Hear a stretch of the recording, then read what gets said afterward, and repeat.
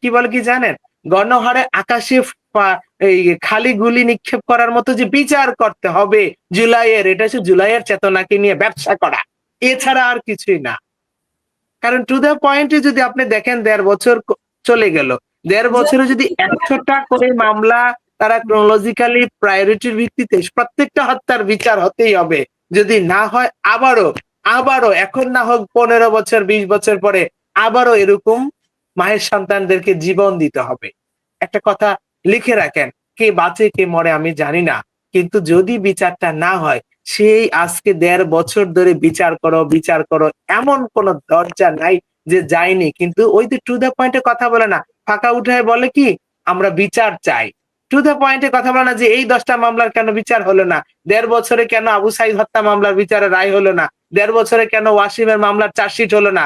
১.৫ বছরে কেন সিলেটের সাংবাদিক হত্যা মামলার চার্জশিট হলো না?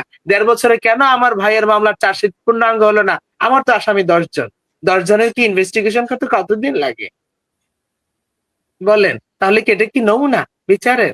আমরা তো বিচার ছাড়া কিছু চাই না। আমরা কি রাষ্ট্রের কাছে জীবন দিয়ে বিচারটাও চাইতে পারবো না? এটা জি। হলো কি জানেন? ওই যে বললাম না, ১ম এই তো বললাম, ওটা হচ্ছে গিয়ে মানব সেবা না। মাদার তেরেসা মানব সেবা করেছিল, উনি নোবেলও পেয়েছিল। উনি কোন আসনের এমপি ছিল? আমি আরেকটা কথা বলি যে জীবন দিয়ে যদি আমরা আমাদের সাথে তাদেরকে না পাই স্টেক হোল্ডারদের কাছে, আপনি একটা ভোট দিয়ে কি পাবেন তাদেরকে? সুপ্রিম স্যাক্রিফাইস করে গিয়েছে আমাদের ভাইয়েরা।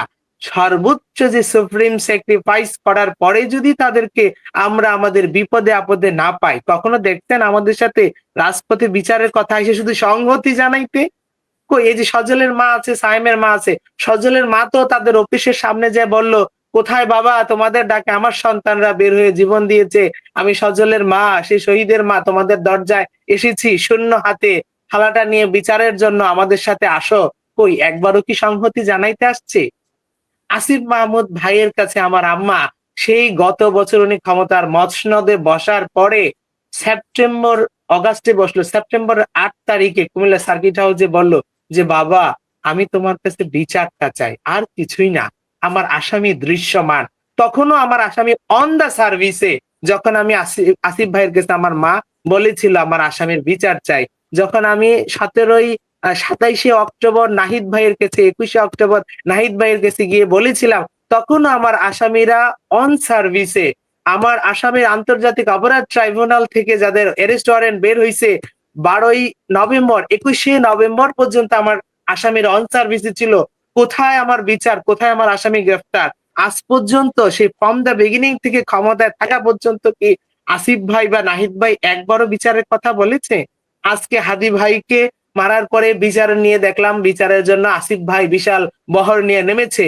কই একবারও কি উনি আসিফ ভাই বলেছিল যে বিচার করতে হবে এই হত্যা মামলাগুলোর? এটা কি ওই ওনার পুনরায় আবার জনসমর্থনের জন্য একটা নাটক রঙ্গমঞ্চায়িত ছাড়া আর? ওই যে বারবার এটাই বলবো, এটা যেটা দেখাচ্ছে যেটা বলতেছে সেটা হলো মায়াকান্না সেই দজ্জাল শাশুড়িদের মতো। আরেকটা কথা বলবো যে মাদার তেরেসা যদি এমপি ছাড়া মানব সেবা করতে পারে তাহলে জনগণের সেবা করার জন্য এমপি হতে হয় না ম্যাডাম। আরেকটা কথা বলবো, আমাদের শহীদদের ২৫০ বাচ্চা আছে জানেন? ২৫০ শহীদের এতিম বাচ্চা, তাদের লেখাপড়া বন্ধ হওয়ার পথে। ওই দিনকা কুষ্টিয়া জেলা থেকে একজন শহীদের ছেলে ফোন দিয়ে বলেছে এইটে মনে হয় সে বাচ্চাটা উঠেছে। বলছে কাকু আমার পড়ালেখা বন্ধ করে দিয়েছে। আমি বললাম কেন বাবা? তার মায়ের সাথে কথা বলে দেখলাম যে সংসার চালাইতেই পারতেছে না মহিলাটা। তার ৩ টা বাচ্চা। এরকম অনেক শহীদের ৩ টা বাচ্চা, ৪ টা বাচ্চা। আজকে যদি তার বাবা বেঁচে থাকতো তাহলে কি তার লেখাপড়া বন্ধ হয়ে যেত? ওই কুষ্টিয়ার ছেলেটাকে নাকি আপনার হোটেল বয়ের কাজে দিয়ে দিবে। আমি এই ২৫০ বাচ্চার শুধু লেখাপড়ার জন্য কতটা মন্ত্রণালয়ে গেছি। নাহিদ ভাইয়ের কাছে আজ থেকে আরো ৩-৪ মাস আগে প্রত্যেকটা বাচ্চার বার্থ সার্টিফিকেট সহ ফাইল করে দিয়েছি। ওই দিনটা হাসান আঙ্কেল সহ আরো আমরা কয়েকজন গিয়েছিলাম বাণিজ্য উপদেষ্টার কাছে যে স্যার শহীদদের ২৫০ বাচ্চা আছে, এতিম বাচ্চা। তাদের লেখাপড়া বন্ধ হওয়ার পথে। সংসার চলে না আপা। দেখেন সরকার ২০,০০০ টাকা ভাতা দিবে বলেছে। সে ২০,০০০ টাকাকে ৩ টা ভাগ করেছে যে শহীদের মা-বাবার একটা অংশ, স্ত্রীর একটা অংশ, সন্তানের একটা অংশ।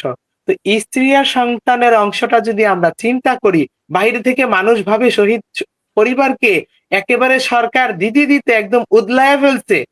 হ্যাঁ? আর টাকা রাখার জায়গা নাই। কিন্তু আপনি বাস্তব দিকটা গিয়ে দেখেন, সেই ২৫০ বাচ্চার জন্য যখন বাণিজ্য উপদেষ্টা মহোদয়ের কাছে গেলাম, উনি ১ম এই বলল যে, আমি আপনাদেরকে আমার মন্ত্রণালয় থেকে ১ টি টাকাও দিতে পারব না।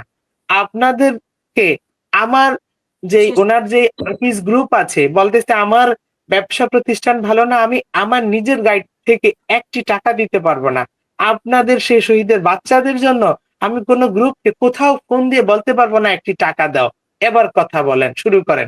১ম উনি ৩ টা সবক দিল, ৩ লাইন। যে উনার মিনিস্ট্রি থেকে ২৫০ এতিম বাচ্চার জন্য কোনো বরাদ্দ দিতে পারবে না।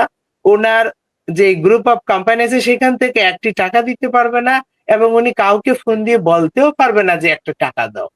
আমরা উনার কাছে গিয়ে বলেছিলাম যে ২৫০ এতিম বাচ্চা আছে তাদের লেখাপড়া বন্ধের পথে। এই হুম, যদি হুম। হয় অবস্থা, তাদের বাবারা যদি বেঁচে থাকতো, আজকে কি তাদের লেখাপড়া বন্ধ করে তাদেরকে হোটেল বয়ের কাজে পাঠাতো? বলেন। আজকে যারা জীবন দিয়েছে 98% পরিবার হচ্ছে খুবই শ্রমজীবী মানুষ ছিল, খুবই হতদরিদ্র ছিল। কেউ রাজমিস্ত্রি ছিল, কেউ দিনমজুর ছিল, কেউ ভ্যান গাড়িওয়ালা, কেউ সিএনজি ওয়ালা। একজনই পরিবারের এই ঢাল ধরার মানে উপার্জনক্ষম ব্যক্তিটাই চলে গেছে।